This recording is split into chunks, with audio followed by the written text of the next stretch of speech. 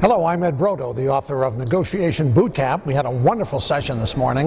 Room was packed. Hundreds of people. They were coming out the windows and off of the ceiling because we gave 12 secrets about how to be a world-class negotiator. And I'll share one of them with you, and that is the importance of the art of listening. And as I mentioned this morning, in my experience, most people do not know how to listen. So I gave Ed's short two-step listening course, which I want to give to you right now. Step number one, I hope you're listening.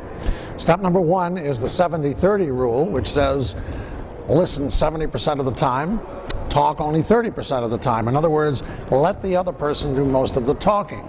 It's very important because whether you're a planner or a property, you want to let the other person give you information about where they're coming from and what their needs are and what their problems are, and they'll help you in the negotiation if you shut up long enough to give them a chance to talk.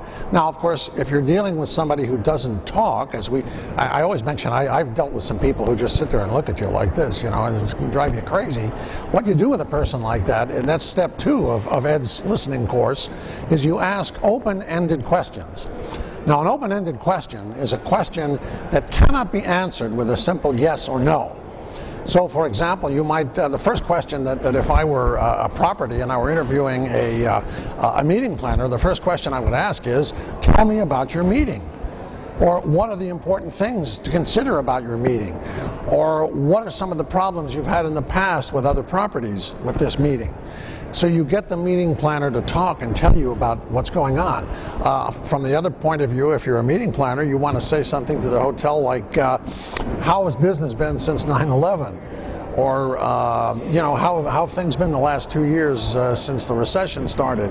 Get them talking about their business. It's always important to get the other person to talk about the number one thing that everybody is interested in, including me and the lovely lady that's doing the camera work right here.